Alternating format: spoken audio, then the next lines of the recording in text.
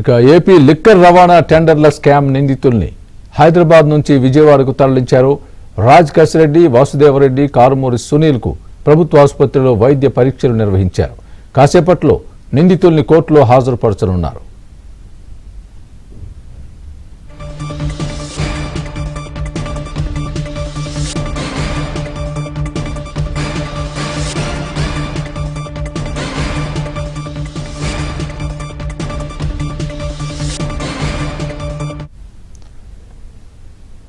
AP liquor రవాణా టెండర్ల scam నిందితుల్ని Hyderabad నుంచి విజయవాడకు తరలించారు.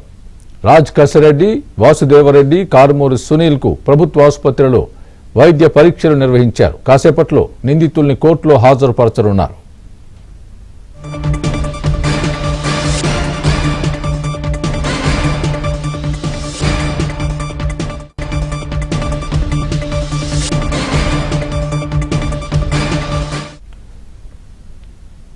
ఇదే అంశానికి సంబంధించి పూర్తి అప్డేట్ మా ప్రతినిధి ప్రసాద్ లైవ్ లో అందిస్తారు. ప్రసాద్.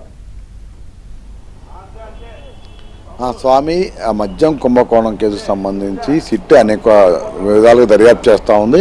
ఇప్పటికే ఈ కేసు సంబంధించి దాదాపు 3,500 కోట్ల రూపాయలు అక్రమంగా దోచేశారంటూ నిర్ధారించిన సిట్టు దాదాపు 52 మందిపై కేసులు నమోదు చేసింది. ఇందులో కొంతమంది అరెస్ట్ చేయగా విజయవాడ ఏసీబీ కోర్టులో దీనికి సంబంధించి విచారణ కూడా జరిగింది. అందులో అరెస్ట్ అయిన నిందితులందరూ కూడా దాదాపు ఒక్కరు తప్ప అందరూ ఇప్పటికే బెయిల్పై బయటకు వచ్చారు.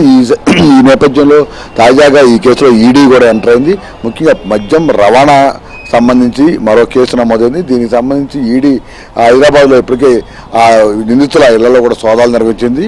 ముఖ్యంగా ఈ కేసులో కీలకంగా ఉన్న కేసీఆర్ రాజశేఖర రెడ్డి, అదేవిధంగా అప్పుడు బేవరేజ్ కార్పొరేషన్ ఎండీగా ఉన్న వాసుదేవరెడ్డితో పాటు అప్పటి మంత్రి కారుమూరి నాగేశ్వరరావు కుమారుడు కారుమూరి సునీల్ను కూడా ఈరోజు అరెస్ట్ చేయడం జరిగింది. ఈడీ వీరి ముగ్గురు కూడా విచారించిన తర్వాత అక్కడ కోర్టు రిమాండ్ విధించడంతో చెంచల్గూడ జైలు వాళ్ళు రిమాండ్ ఖైదీలుగా ఉన్నారు.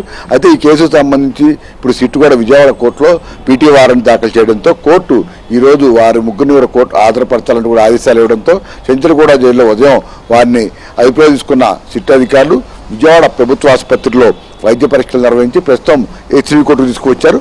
మరి కాసేపట్లో ఏసీబీ కోర్టులో వారి ముగ్గురు కూడా హాజరుపరుస్తారు. విచారణ అనంతరం రిమాండ్ విధించే అవకాశం ఉందని కూడా చెప్తున్నారు. ప్రధానంగా ఈ కేసులో 193 కోట్ల రూపాయలు అక్రమంగా ప్రభుత్వ ధనాన్ని దోచేశారు అని కూడా ఇప్పటికే సిట్టు నిర్ధారించింది. అలాగే ఈడీ కూడా దర్యాప్తులో తేలినట్టు చెప్తున్నారు. ఎందుకంటే అప్పటి వరకు ఉన్న విధి విధానాలను పూర్తిగా మార్చివేసి కొత్తగా వారికి అనుకూలంగా సరికొత్త విధానాలను అమలు చేయడంతో పాటు అదేవిధంగా అప్పటి వరకు కాంట్రాక్ట్ ఇస్తున్న కంపెనీలను పక్కన పెట్టి వారికి అనుకూలంగా ఉన్న సిగ్మా అదేవిధంగా ప్రసాద్ కంపెనీలకు అక్రమ మార్గంలో ఈ కాంట్రాక్ట్ కట్టబెట్టడం రవాణాకు సంబంధించి ఇష్టానుసారంగా అప్పటి వరకు ఉన్న ధరలు కూడా ఇష్టానుసారంగా పెంచేసి 193 కోట్ల రూపాయలు ప్రభుత్వ ఖజానా గండి కొట్టారు. అందులో ప్రధానంగా కేసీఆర్ రాజశేఖర్తో పాటు అప్పుడు ఎండీగా ఉన్న వాసుదేవరెడ్డి కీలకంగా వ్యవహరించారని కూడా నిర్ధారించారు. ఈ పరిణామాల నేపథ్యంలోనే ఆ కేసుకు సంబంధించి ఈడీ ఒకవైపు మరోవైపు ఇప్పుడు తాజాగా సిట్టు కూడా ఈ కేసు విచారణ జరుగుతున్న నేపథ్యంలో ఈ దర్యాప్తులో మరిన్ని వాస్తవాలు తీసుకువచ్చేందుకు కూడా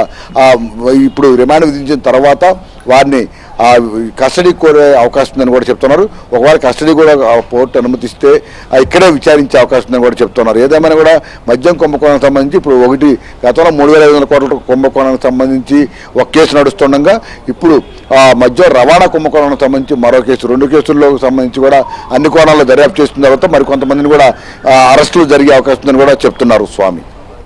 right, thanks for the update Prasad.